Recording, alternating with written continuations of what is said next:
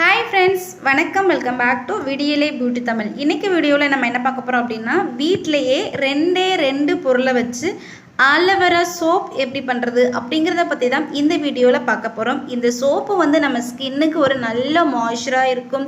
நம்ம ஃபேஸில் உள்ள கருமையை வந்து கிளியர் பண்ணி கொடுக்கும். ஃபேஸை வந்து டைட்டன் பண்ணுறதுக்கும் இன்னும் நிறைய இதில் வந்து பெனிஃபிட்ஸ் இருக்குது. ஸோ அதை போக போக வாங்க இப்போ பார்க்கலாம்.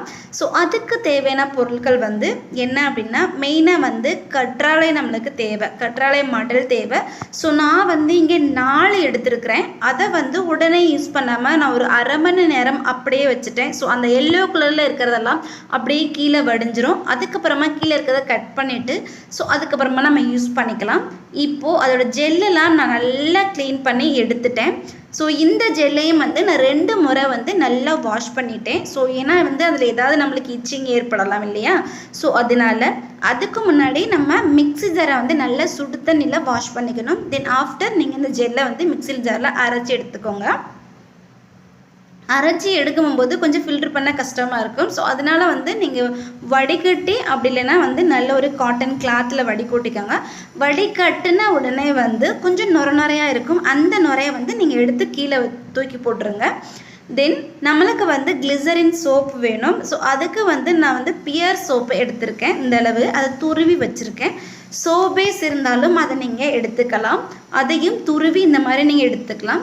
இதை வந்து நம்ம டபுள் பாயிலிங் மெத்தட் தான் யூஸ் பண்ண இப்போ போகிறோம். அதுக்கு வந்து ஏதாவது ஒரு பாத்திரத்தில் தண்ணி நல்லா ஹீட் பண்ணிக்கணும். ஸோ நல்லா கொதிக்கிற அந்த டைமில் வந்து நம்ம எடுத்து வச்சுருக்க அந்த சோப்பு துருவி வச்சுருக்கோம் இல்லையா, அதை வந்து அந்த தண்ணி மேலே வச்சிடணும். ஸோ நீங்கள் வந்து சீக்கிரம் அந்த சோப்பு கரைஞ்சிரும். ஸோ கொஞ்சம் கிளறிட்டே இருங்க, இல்லைன்னா அப்படியே செட் ஆயிரும், பாத்திரத்தோடு அப்படியே அடியில் பிடிச்சிரும். ஸோ அதனால் லைட்டாக நீங்கள் வந்து கிளறிட்டே இருங்க.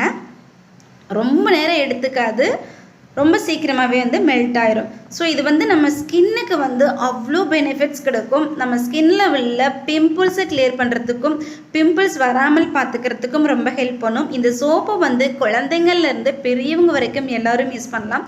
நீங்கள் குழந்தைங்களுக்கு யூஸ் பண்ணுறீங்க அப்படின்னா நீங்கள் பேபி சோப்பை கூட இதிலே யூஸ் பண்ணி நீங்கள் யூஸ் பண்ணிக்கலாம். ஸோ நல்ல ரிசல்ட்டு கிடைக்கும்.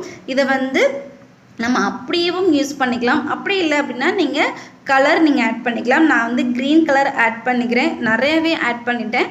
பட் வந்து சோப்பாக வரும்போது அவ்வளோவா ஒன்றுமே தெரியல. பட் நல்லா தான் இருந்துச்சு. நான் கீழே இறக்கிட்டு தான் வந்து கலர் ஆட் பண்ணேன். ஏன்னா அதில் ஆட் பண்ண எனக்கு கொஞ்சம் ரொம்ப ஹீட்டாக இருந்தது. அதனால் கீழே இறக்கிட்டு அதுக்கப்புறம் தான் நான் வந்து ஆலோவேரா ஜெல்லும் இந்த கலரும் நான் ஆட் பண்ணிக்கிட்டேன். கலர் ஆட் பண்ணுறது வந்து நம்மளோட சாய்ஸ் தான்.